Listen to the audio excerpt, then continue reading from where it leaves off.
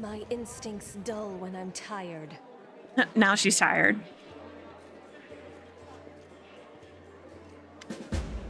Okay, the defender's heart greets you with unexpected liveliness. Beyond the walls of the tavern, the once bustling and festive city lies in ruins. But somehow none of that can be felt within these walls.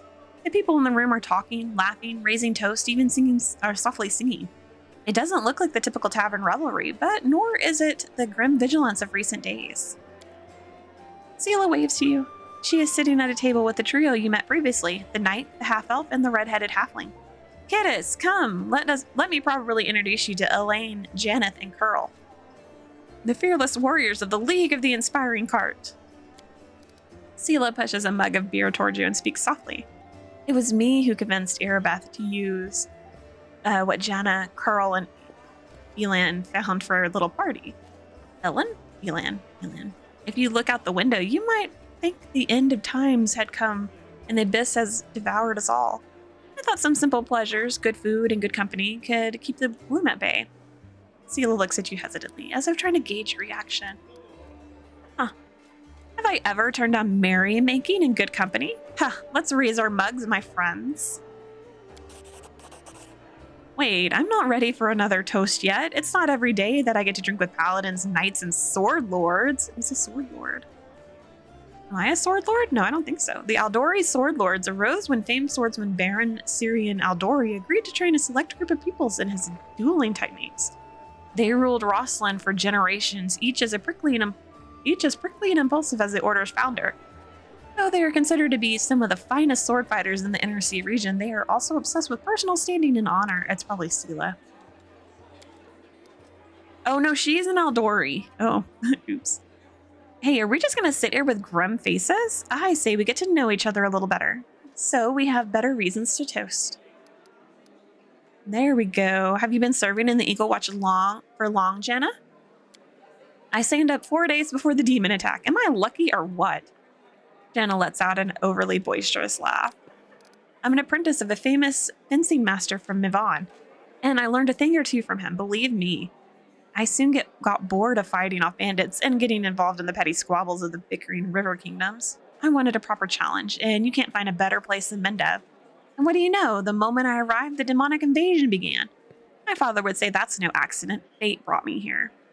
It's Mavon. Mavon is one of the more stable of the river kingdoms. It began as a refuge for the Aldori sword lords who fled Rosslyn during the rule of Choral?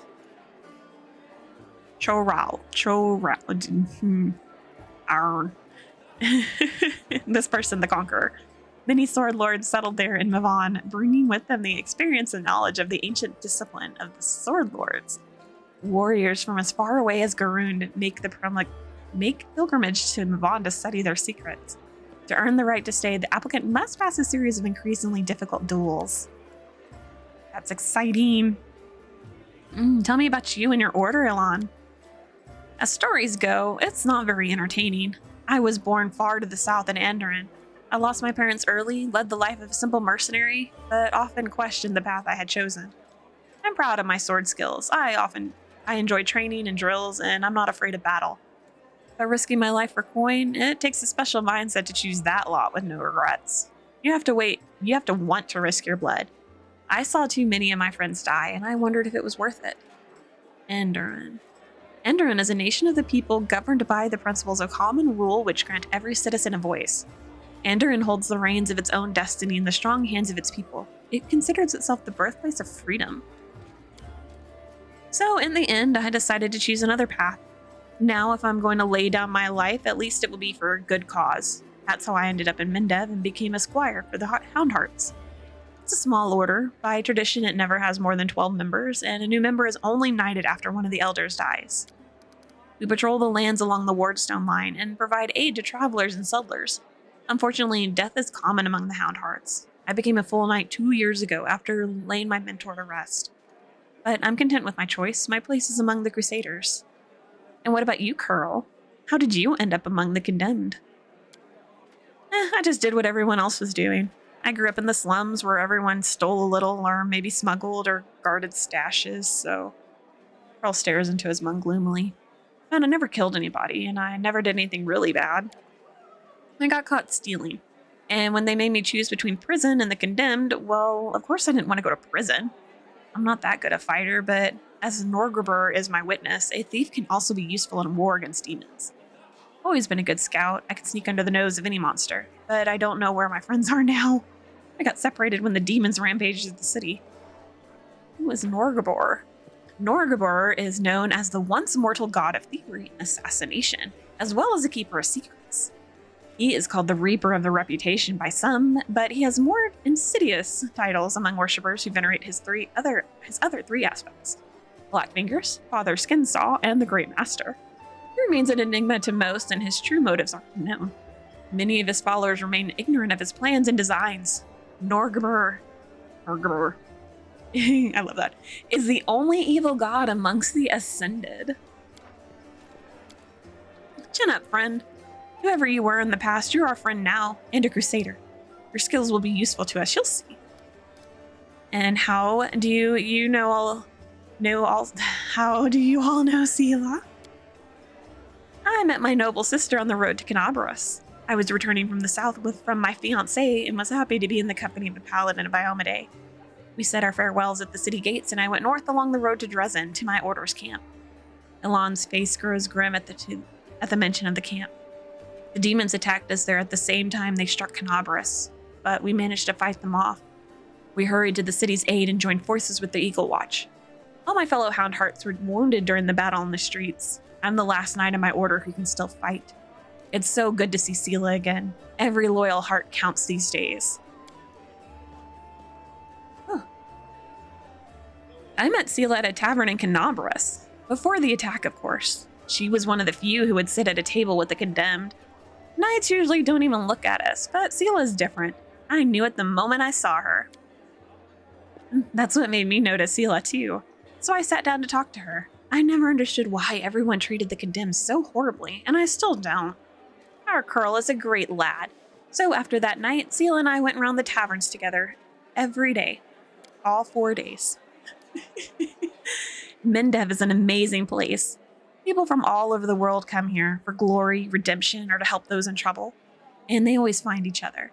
This might be the best place in the world to find like-minded people and friends. That was a toast in case you didn't notice. And Sela, did you call me over just because, or is something the matter? I didn't just want to talk about today's celebration. You see, Elan is in trouble. I want to help him, and I don't know anyone else in the city I can turn to. His fellow knights were all wounded in battle. Elan shakes his head. Bad idea, sister. I told you. I don't want to bother anyone else with my problems. I need to handle them on my own. Aw, come on. Hiding your sadness from friends is no way to live.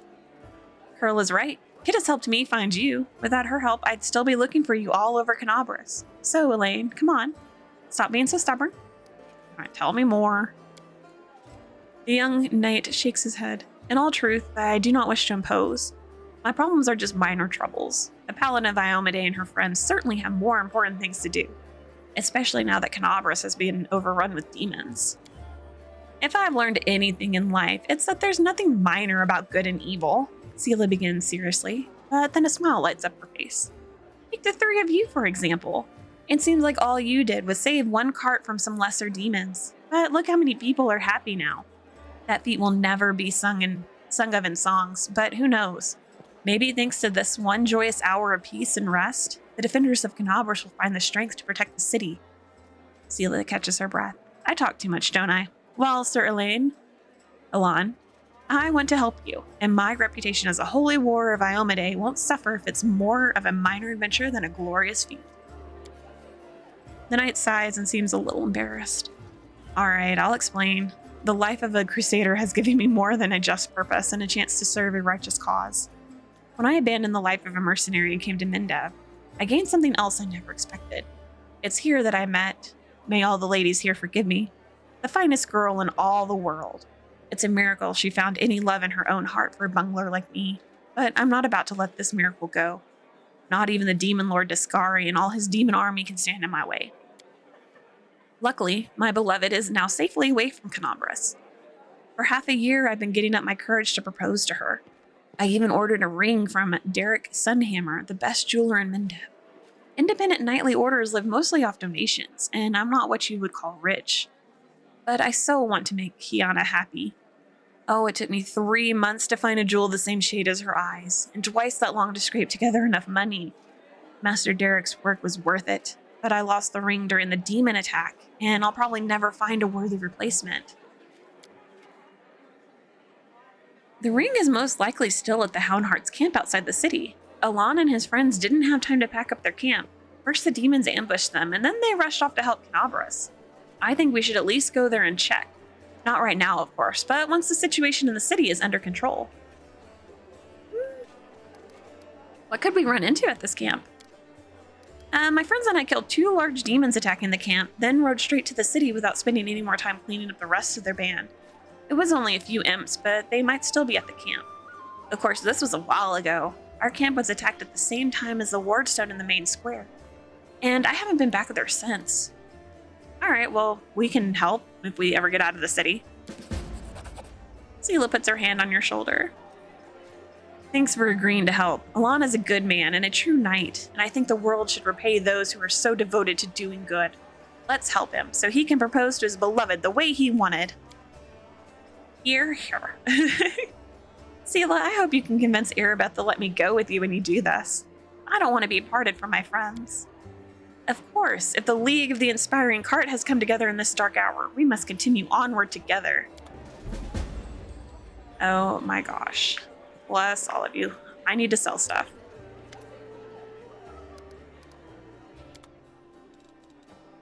Gimel. Okay, let's see. Decimation. When did I get that?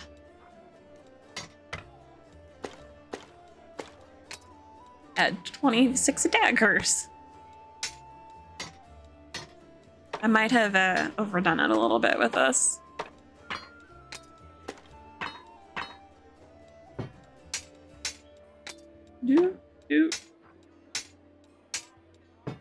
Try and keep all the magic gear just in case. I'll go put it in the... Don't think we need any more torches.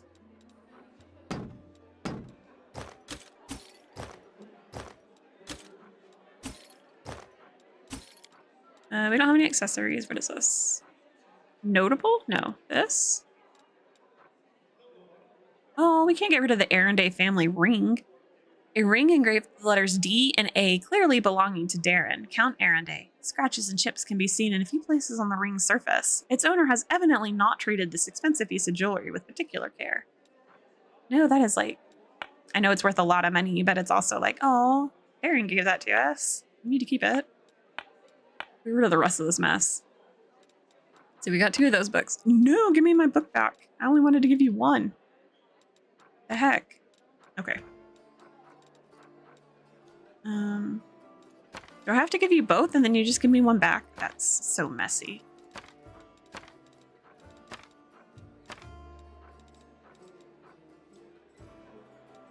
Okay, but the rest of this can go.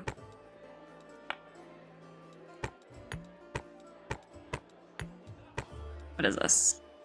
Okay, that's that letter. Is this dust? Dusty remains.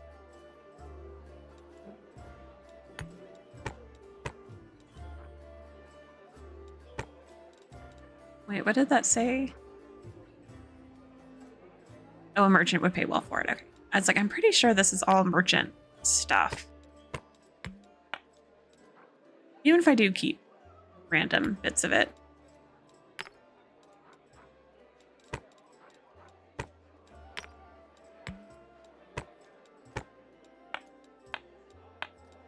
What even is that? A silver frame. I can guess where we got that from. Here we go. Okay, so we sold a bunch of stuff. What else is in here? Should probably buy some more potions. Scribe kit. What else do you sell? Some mutated fish. We don't want that. Oh, you buy... How much money do we have? This was whenever there were of these glows cast a cantrip or a first level spell that spell does. Okay, we'll buy that. Nope, wrong button. Go away. What's Dark Omen? We don't have enough money for that.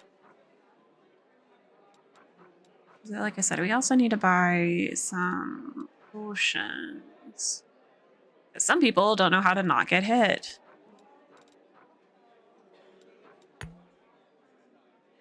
Well, that's not bad. We'll buy all 22 of those.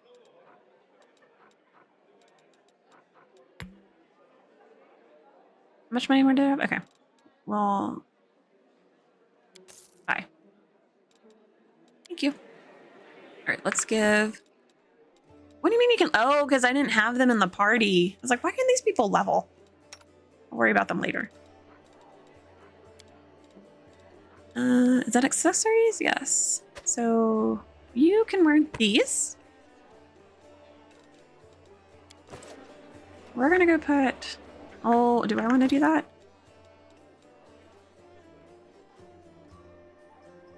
Yes, I think that's fine. What is this? A breastplate. You... That's half plate. Yeah, you don't need... What you're wearing is better. Okay. We're all good. Let's go throw stuff in the box. Oh. Did I stop? Why did I stop? Okay.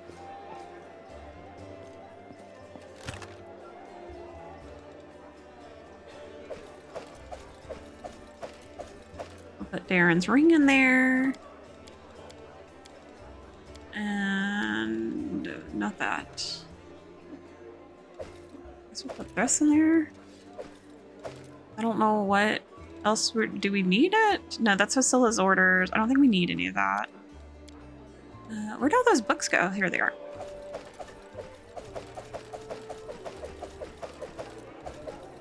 Ta-da! Books. Now who's in here? Ember. Ember, what are you doing in here? The elf in front of you is young, still an adolescent by the standards of their long-lived folk. A childish, carefree smile plays on her face, and her wondering eyes linger on you for just a moment before darting off again into the distance. Terrible scars cover her body, and a few of her fingers are missing. A crow sits on her shoulder, observing you with its clever black eyes. Tell me about yourself. Well, they call me Ember. I used to live in the River City, and now I walk with you. That's my story. River City. I think we talked about that. Why do they call you Ember? I've had many names. When I was little, Mom and Dad called me Dove or Cricket or Kitten. Dad called me his ray of sunshine, and when my mom was cross, she called me by a long name, a grown-up one. I can't remember it, no matter how hard I try. Then, when I came to live here in the River City, the good people called me many different funny names, like Ember or Torch or Smoky. I don't know why. They called me Bird Brain because I have a crow. They called me Lucky 7 because of my fingers. She raises her hands. The middle finger on her right hand and the two smaller fingers on her left hand are missing. Sometimes they called me Grilled Meat and said I was stupid. But I didn't feel hurt. I mean, they're right. I really am silly. They didn't mean to hurt me. I like Ember. It's a good word. Embers are like people. On the outside, they're gray and cold like stones, but they're warm inside. You can blow on them and they'll start a fire to help you survive a cold night.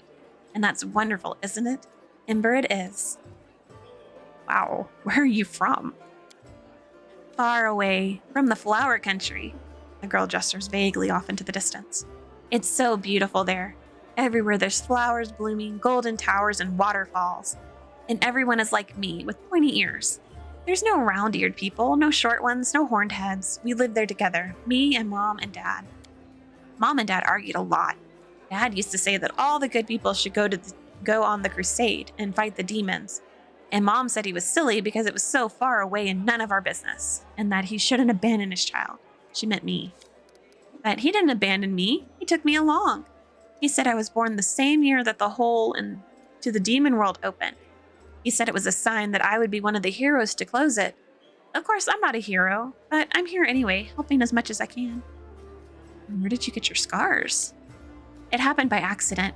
My dad and I came sailing down the river to join the crusade. Dad said that all the good people were going to the world to heal it. He said that the crusaders were the best people in the world and together we were going to win. But when we arrived at the River City, the crusaders got everything mixed up. They thought my dad and I were bad and decided to burn us at the stake. Dad died and I cried so loudly that one good night realized it was all a big mistake.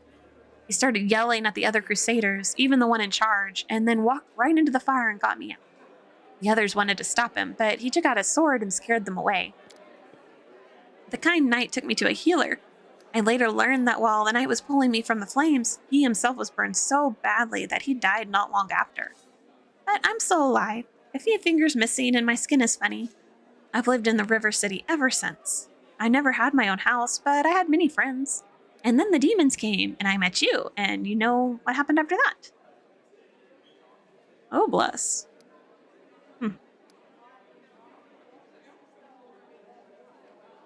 Let's see. Is it really so easy for you to forgive them? I'm not so sure I could be so merciful.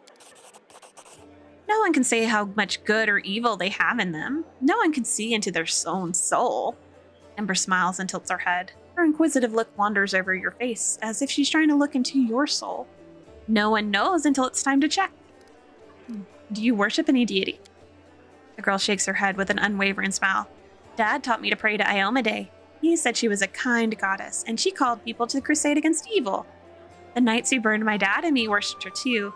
They even lit the fire with a prayer to her, and she did nothing to help us.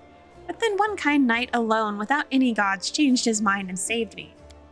I think the gods are the same as us. They don't understand anything, and they're scared of everything, so they hurt themselves and the rest of us. People worship the gods only because they're afraid of being responsible for themselves. And the gods listen to the praise, and they become smug and arrogant, and begin to believe that they're better than us. But they're no better. They're silly sinners, just like the rest of us. Sometimes I pray to the gods, different ones. The good ones, the bad ones. I ask them to stop. Stop fighting and hurting each other. I don't know if they ever hear me, but if they do, the knight who wanted to burn me, he was able to change his mind and do a good deed. If he can change, maybe Baphomet can too. It's very optimistic. And how did you survive on the streets? The elf shrugs. There are many good people in the River City. When I sang for them in the street, they'd often give me coins or bread, or sometimes even clothes. I shared everything with the other homeless, and they showed me where it's safe to sleep, where I can get out of the rain and cold, where I could find discarded things. When the demons destroyed the River City, I looked for my friends, but I found no one. They probably all died. The homeless have no supplies or weapons or basements to hide in, and the knights won't protect them either. Knights are like gods, so self-important. They're saving the world after all. What do they care about the homeless? Still smiling, the girl shrugs. And your magical powers, where do they come from? These tricks? I have them from my grandma. She used to be my father's grandma, and before that, his father's. I've never seen her myself, but she's very clever and kind. When I lived on the street, sometimes she left food for me or a blanket in the winter. Sometimes I feel her stroking my hair as I fall asleep, but if I open my eyes, there's no one near. She also sent me soot. She scratches the crow's beak, and the bird grumbles happily in response. She tells Soot how to do different tricks, and Soot teaches me. It appears that Ember doesn't know who exactly gives her these powers, but you can guess from her words that her patron is Endoletta, a powerful archon, one of the Imperial Lords, also known as Grandmother Crow. Wow, I just pulled that right out. Look at me go, making my lore check. Well, thank you for your answers. Oh, not at all. I didn't really tell you anything. You're always so cheerful. How do you manage to remain so hopeful when we're surrounded by such horror? Hope? She tilts her head and continues with a smile. Oh, no. Hope is a lie. What should we hope for? This world is in the hands of demons. The gods can't help. Or they don't want to. Or they forgot about us altogether. The people know they're about to be eaten by demons, but they still quarrel with each other. And fight and steal. There's no hope. Only us. We'll have to win without hope. It'll be hard. The entire abyss is against us. We can only win by some miracle, which means we'll have to be the one to make it happen. What other choice do we have? We'll work a miracle and win, because we have to. The elf smiles broadly and nods to herself. Well, it's been great talking to you, Ember. So go! The elf watches you with a radiant smile as you leave. You are still a lot. I love you. You're great. GG, Grandmother Crow. All right, so I needed to talk to the Storyteller. Let's talk to Daeran first. The Defender's Heart is a splendid choice for the Crusaders' outpost. The very sight of these walls brings back fond memories of drinks and revels. The drinks were really good, by the way. Let's see, may I ask you a few personal questions? You can try.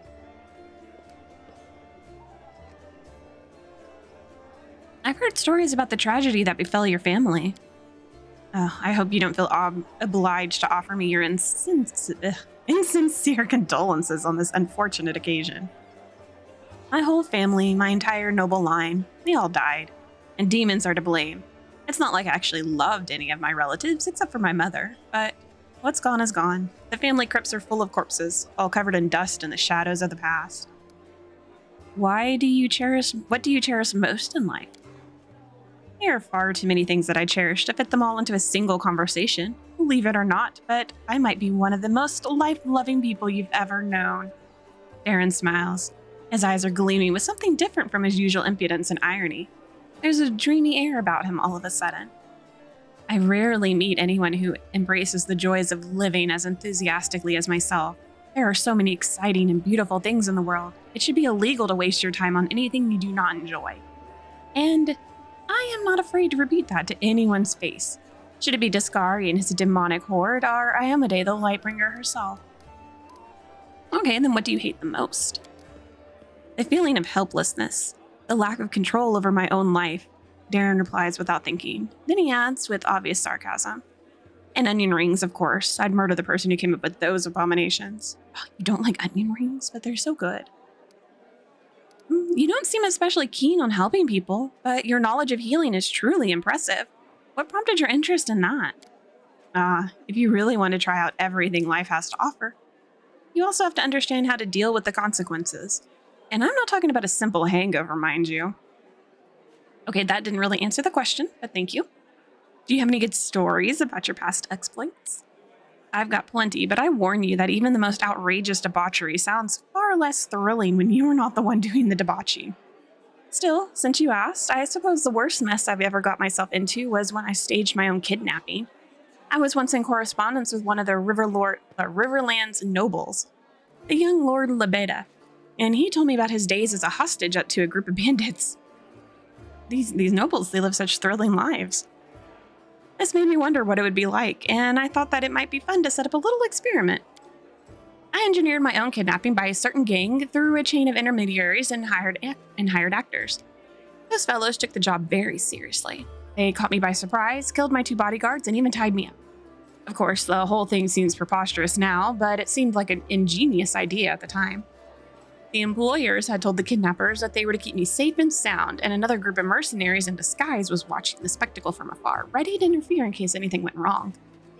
It turned out to be a terrible idea nonetheless. It wasn't the least bit fun or exciting. Sure, those bandits had been unable to torture or hurt me physically in any way, but they had plenty of other non-invasive methods of humiliation in their arsenal. Taking almost all of your clothes off and splashing ice-cold water all over you, for example. Ugh. I can't even remember if I said anything truly offensive to provoke them. I'm sure you did. Even though I initially planned to let them go after the ransom, their overly emotional reactions made me change my mind. I told my mercenaries to hang them all on the spot. I suppose the whole ordeal taught me a valuable lesson, which is that I'm not built for hardships and trials. Bless. I'd say life's too short not to try out everything you can. Oh, I shall console myself with that thought.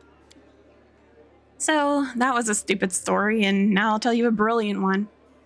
Prelate Holroon had always strictly prohibited any public celebrations in Canaveras, and he always picked on me for my lack of respect for the fallen and whatnot. His grumbling annoyed me so much that one day I drove 4 barges into the city harbor and set up a celebration on their decks. The ships on the river didn't fall under the prelate's jurisdiction, you see, so all he could do was snarl at me from the embankment. I, for one, did not forget the old boy. The main attraction of the festivities involved an Inquisitor of Iomade dancing and roasting beautiful witches on illusionary bonfires, taking off his clothes with every new victim. The spectacle was so heated, in every sense of the word, that the prelate almost had a stroke. Daeran gives you a mischievous smile. I still consider that one of my finest ideas of all time. Should the Crusaders ever succeed in their efforts against the World Wound, I will do my utmost to get permission to hold a grand public celebration. Rivers of wine, free of charge. An obligatory parade and a carnival in the evening. A contest for the most provocative succubus costume with a hefty prize in gold. Another contest where the participants have to fish a sausage out of a wine jar blindfolded with their hands tied behind their backs. The wine will symbolize the blood of all the dead heroes of the war, and the sausage, well, they'll find a heroic meaning for that as well. Over the years, the commemoration of the greatest victory of light over darkness will turn into an ordinary holiday, a fine excuse to get sloshed and rut like animals in the streets. Yeah. Do you enjoy being mean to everyone? Yes. Oh, and here I thought you were hurling insults at people purely by accident. Daeran laughs. This time his smile is surprisingly soft. I like your way with words. What did you expect me to say if I wanted to make a good impression? Something along the lines of, I'm not mean, I'm just being honest with myself and everyone else. That's what people use as an excuse when they want to keep up their saccharine facade, while still saying whatever nasty little thoughts spring to mind. That is not what I do. I have no hidden agenda. I'm just as much of an insufferable prick as I seem to be.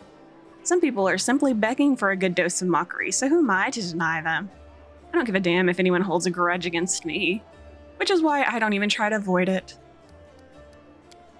Well, can we talk about life in Mindev and the Crusade? Ask, I'm all ears. What's your opinion on Mindev today in general? It doesn't exist, Daeran scowls. It is a frontier country that has attracted every utopian, adventurer, and fanatic from all over the world for more than a century. It is a place where the strangers outnumber the locals, especially in the cemeteries. Morbid? The population of Mindev, for the most part, consists of humans and other races not exactly known for their longevity, so the current generation of Mindevians were born in the shadow of the world wound and raised by the Crusades. I might be the last person to complain about the decline of traditions and lack of character in our country, but I also happen to come from one of Mindev's most ancient lineages. Its history is bred deep in my bones. My tutors told me stories about my heritage. The galleries, libraries, and even the interiors of the manors I grew up in were filled to the brim with memories of events long past. There are many heroes of old Mindev among my glorious ancestors, or at the very least patrons and contemporaries of such heroes. Does anyone actually remember them now? I don't think so. These days, Mindev has its own heroes, in shining armor with holy fire in their eyes. I myself remember how several streets that once celebrated my ancestors were renamed in honor of some crusaders who had died in a heroic fashion. None of the citizens remember the old crossing festival that was eventually replaced by Armas. These holidays even share the same date.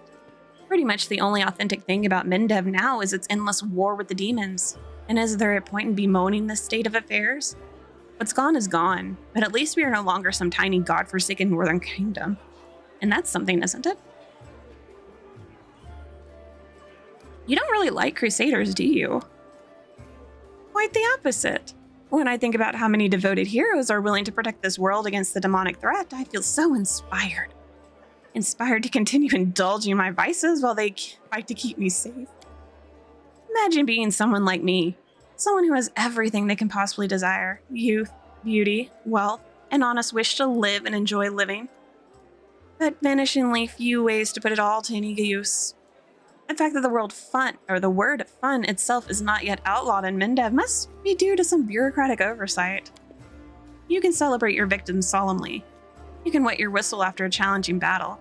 But what about real fun, joys, pleasures? I can't remember a single evening at court without someone chastening me for my banquets, my lovers and mistresses, my luxuriant clothes, my everything. It would have been a lot easier to tolerate all these hypocrites if they took a break once in a while. Instead, there was a constant fuss about how I wasn't doing anything for the greater good and how I only brought shame to my royal cousin. Well, what do you think of our enemies? Do you mean the demons themselves or their followers? The former deserve to be cleansed with heavenly fire for their unholy origin alone, and the latter for their idiocy. I don't understand why a sane person would submit themselves to Discari or Cabriri. Alright, Lady Nocticulus almost seems like a bearable enough mistress, but there are so many other cultists. They've tried to recruit me twice already, and I'm not even that old. First, a very pretty tiefling girl tried to seduce me, and then they came with promises of Lord Baphomet's endless boons. I still wonder what exactly the old hornhead could offer me that I didn't already have. You know what I've been thinking? Every shopkeeper knows this trick.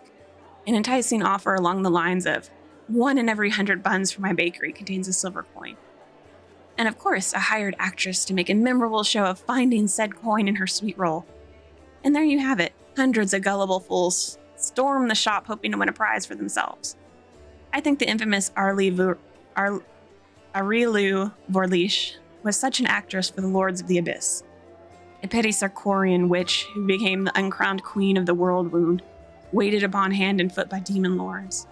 Only instead of visiting a bakery, the gullible fools rushed to join the cultists. We have an army of unbelievably powerful supernatural invaders from another dimension hell-bent on destruction and domination. And what do these fools do? They serve them willingly as pawns and lackeys, hoping against hope that someday their masters will notice them. You won't believe how delighted I am to be so vain and self-absorbed.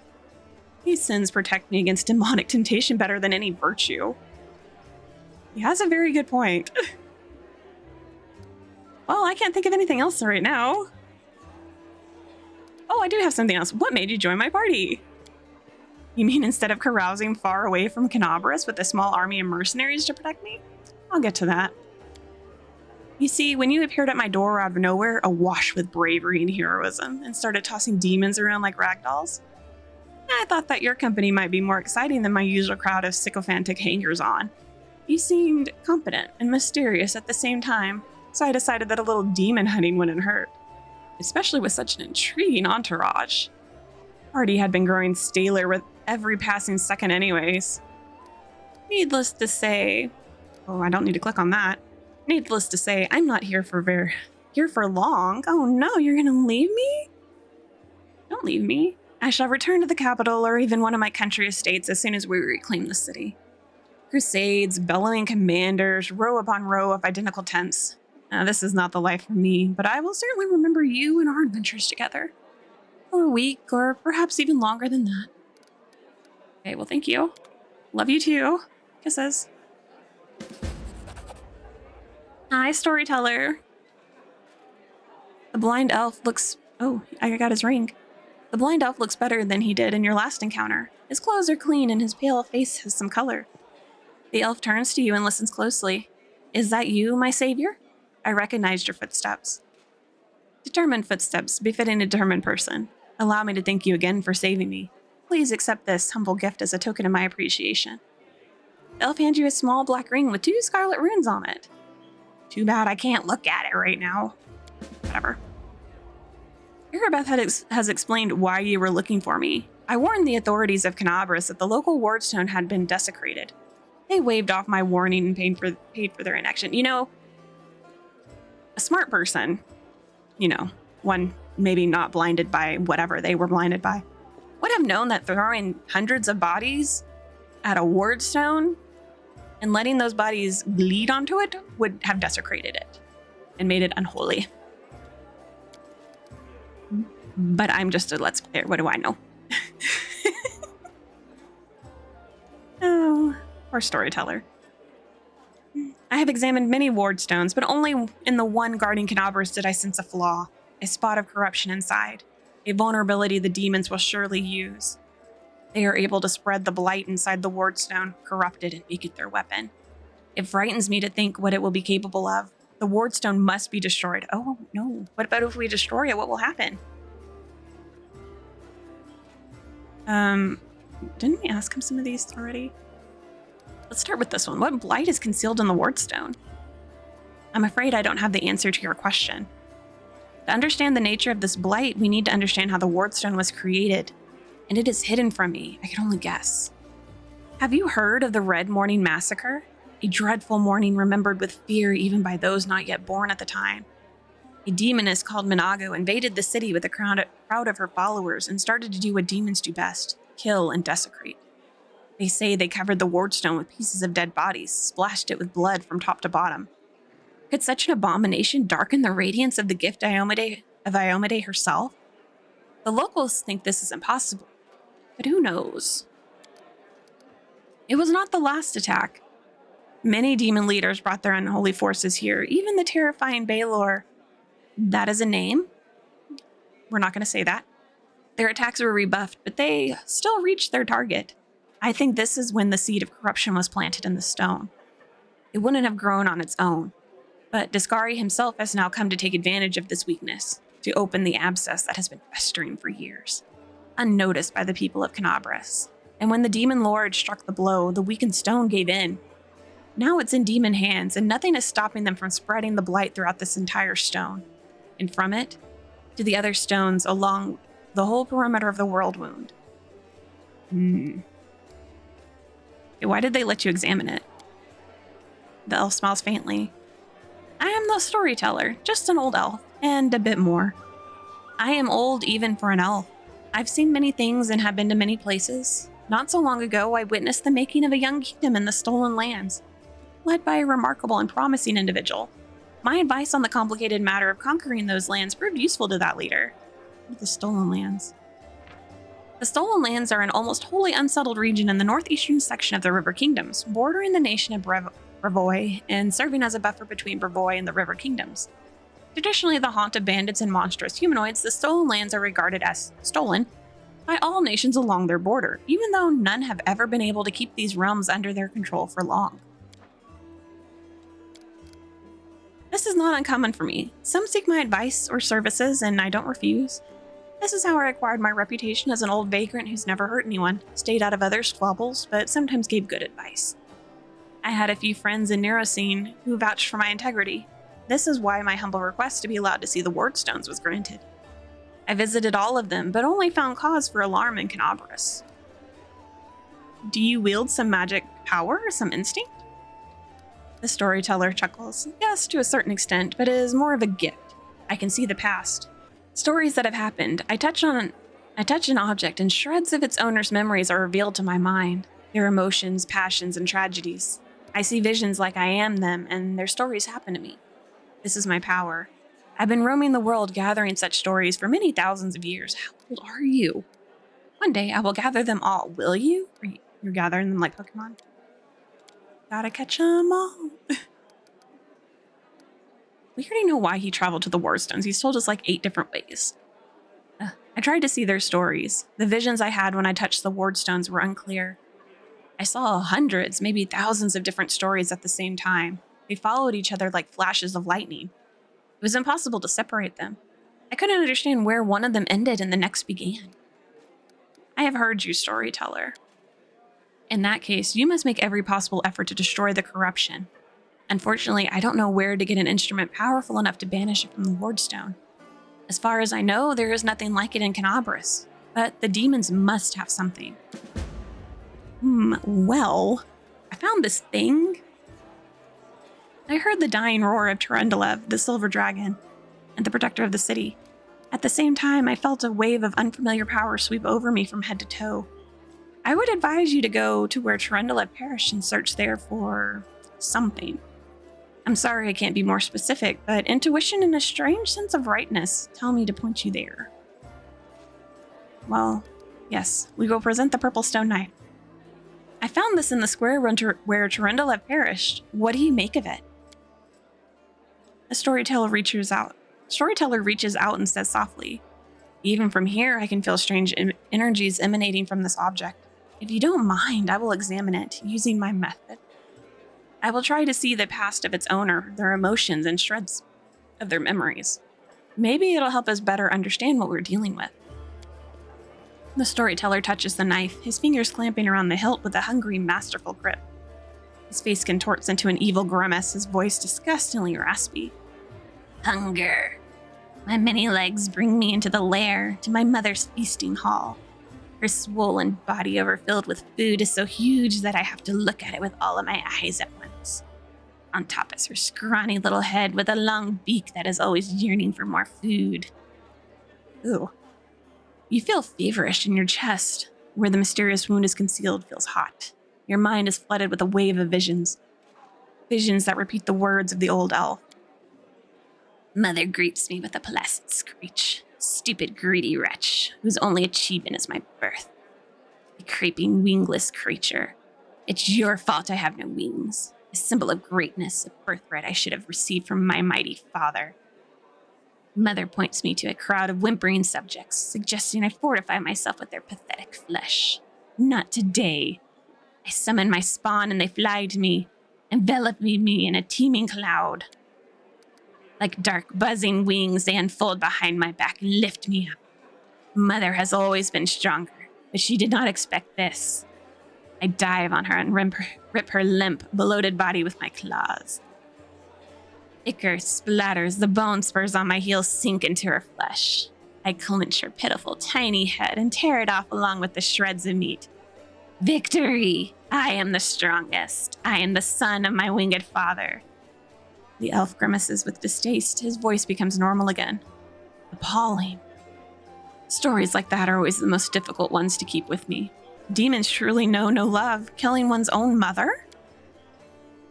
The storyteller opens his mouth to answer, but a sudden spasm crosses his face. A new vision, a much stronger one, engulfs the old elf. The malevolent undertones vanish from his voice as it grows more determined and tired. Even looking at the wardstone is difficult. Despite the corruption nesting in it, it still has an aura of strength. Your fingers clench a stone hilt so tight it hurts. A little spot on the flawless surface of the wardstone draws your attention. It looks like a butterfly. Corruption in the guise of something utterly harmless, but it will grow. You swing and stab the butterfly with the knife as hard as you can. Your fingers cramp painfully. A howl invades your ears. Light, white light, everywhere. The stone knife falls from the old elf's hand. Out of breath, he drops to his knees. He is trembling, the terror on his face so unlike his usual dignified manner. What was that? That was not the past. That was something that is yet to happen. Or rather, might happen? One of the roads to the future. And one of the possible futures, this item will help you to cleanse the wardstone. Or to destroy it. You feel a longing to take the stone chisel and plunge it into your chest, right into the wound that has opened up in it. It is hard to resist this feeling, but at the last moment, your self-preservation instinct takes over, and you manage to keep control of your own hands.